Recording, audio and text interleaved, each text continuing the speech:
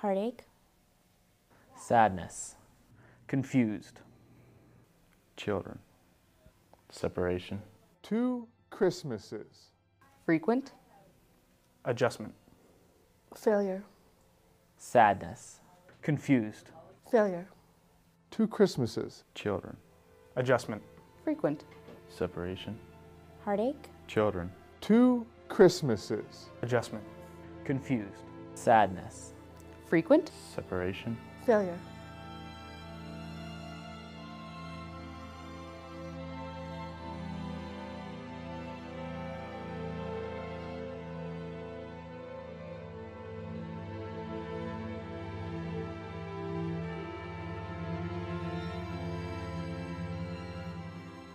That's a long story.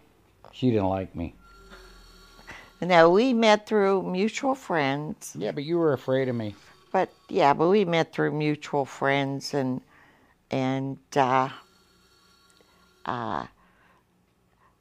was at a place I shouldn't have been in. I was only 18 years old, and eventually the friend got us together and Introduced us. And And then I asked her for a date, and she don't showed go up. into all that. She showed up with her sister on the first 3 dates. So finally, on the 4th date, I said to her, how about leaving your sister at home? Then I fell asleep on the 4th date. She thought I was the greatest guy in the world because I fell asleep on her. Right? That for us, marriage has been, is a sacrament.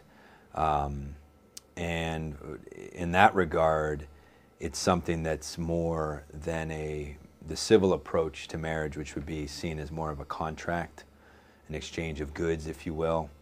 Within the Methodist Church, marriage is viewed as a covenant between a man and a woman, which is a promise they make to each other, but in the presence of God. So in the service of Christian marriage, it has a little more of an impact than just the legal marriage contract, in the sense that they are making promises of a lifelong commitment in the presence of God.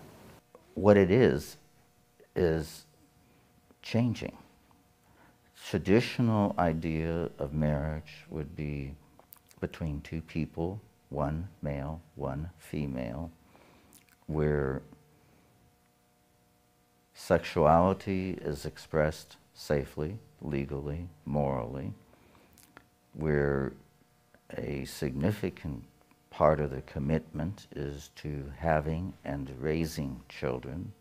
This raises the issues of financial stability, social and home stability, so that the children can have a stable environment to grow and develop.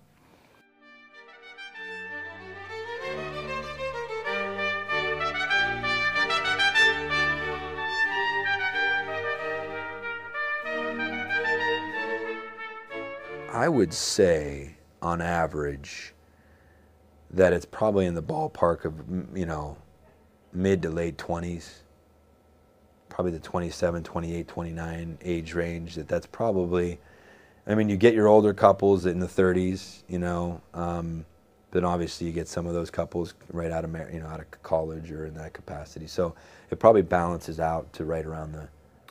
I was 24 when I got married. I had always known who Dave was, it being a small town. I went to Catholic school, he went to public school, but we always knew each other.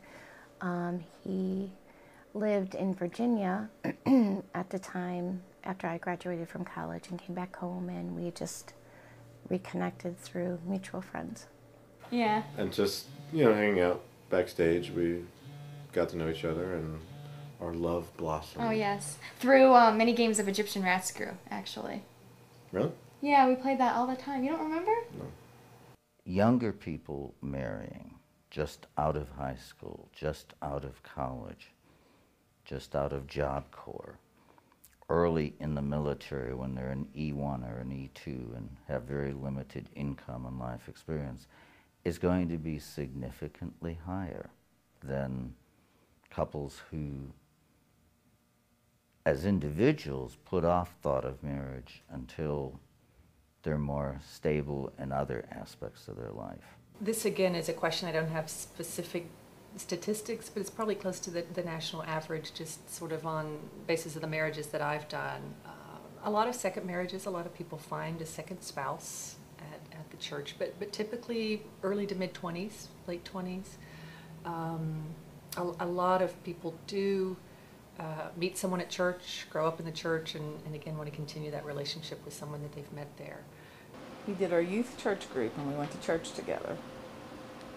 Right. And we were also neighbors. Right. We went to church together, and basically, I think she liked me more than I liked her at the first. But it worked out. Love at first sight? Yeah.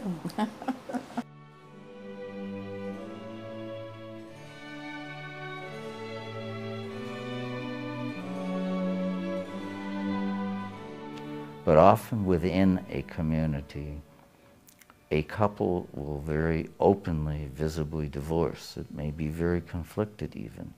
And you often find significant other couples in that community will seemingly follow them in the direction of divorce.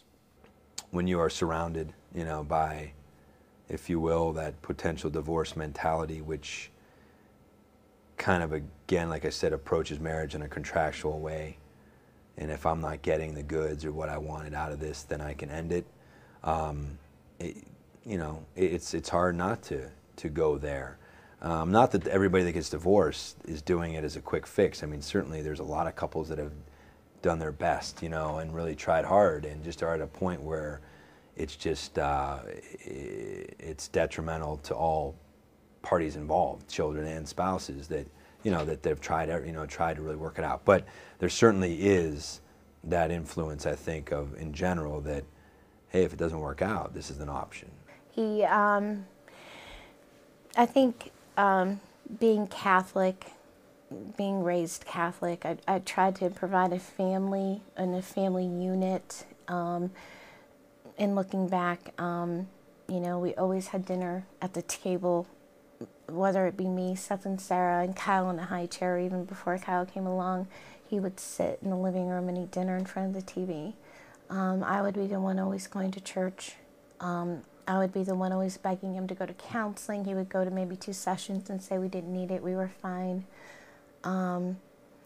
He would literally stay up all night on the computer. I was not aware of it. I had a friend at home in Du Bois that worked for a computer company, and I would call her, and she would get a computer tech guy on the other line, and they would show me, tell me over the phone how to get in and look at the history and cookies, and that's how I knew all of this, what he was doing on the computer at night. I mean, he would go to bed before me, and then I would go to bed, and he would get up after I'd fallen asleep.